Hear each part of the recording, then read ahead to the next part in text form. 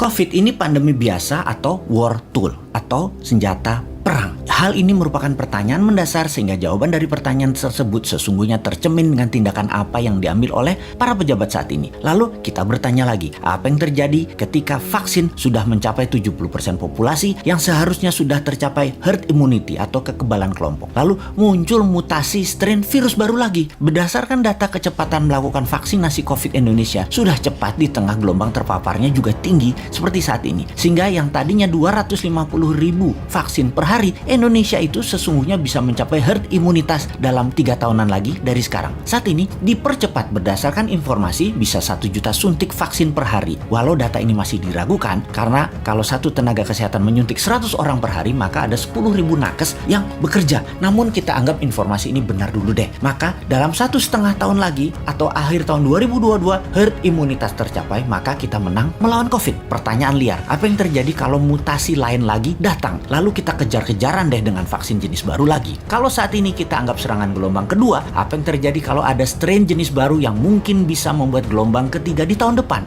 Melihat cara penanganan pemerintah atas COVID yang merupakan virus import dan PCR antigen juga produk import kebanyakan dan masker juga terbanyak barang import, bahkan disuruh 2 lapis lagi sekarang. Lalu vaksin juga produk import. Ini kita tidak boleh berlama-lama seperti ini. Apa nggak kita balik aja sebaiknya? Inilah masa di mana produk lokal, misalnya masker, harusnya merupakan 90% masker yang beredar di Indonesia saat ini adalah buatan lokal. Antigen tes lokalnya harus 100%. Vaksin lokal harus 50%. Atau obat peningkat imunitas yang lokal harus digenjot. Agar kalau virus mutan lagi, kita nggak terus bergantung impor yang akan membuat ekonomi negara digerogoti uang keluar atau flight capital. Sudah cara bernegaranya membatasi uang beredar menjadi tipis di tanah air, uang tadi ditarik keluar dengan berbagai kebutuhan impor dan tunai di tanah air harus hidup dengan pinjaman dolar asing dan yuan. Rupiah kok jadi nggak berdaulat ya? Pastinya karena kebijakannya terlalu impor. Walau bisa terlihat benar karena semuanya dalam keadaan darurat,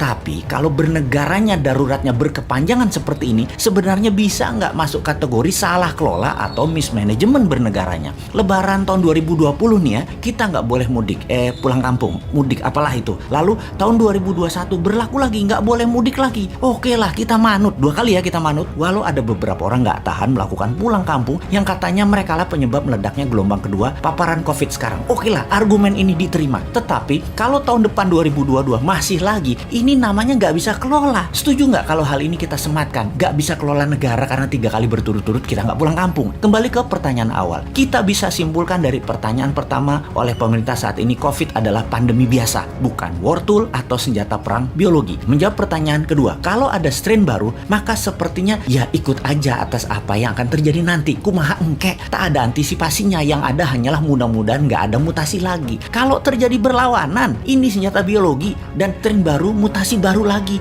yang membuat harus vaksin baru lagi. Kita tergopoh-gopoh lagi. Solusinya pasti tinggal bangun narasi, bayar pasukan buzzer, dan pasukan buzzer bekerja keras lagi. Nah, di posisi begini kasihan mereka yang mau jadi presiden tahun 2024, sementara mereka dalam posisi menjabat yang ternyata salah semua pengelolaan pandemi dan ekonominya. Pasti kena imbas negatifnya mereka karena mereka juga bagian dari ketidaktepatan kelola pemerintah pusat dan daerah.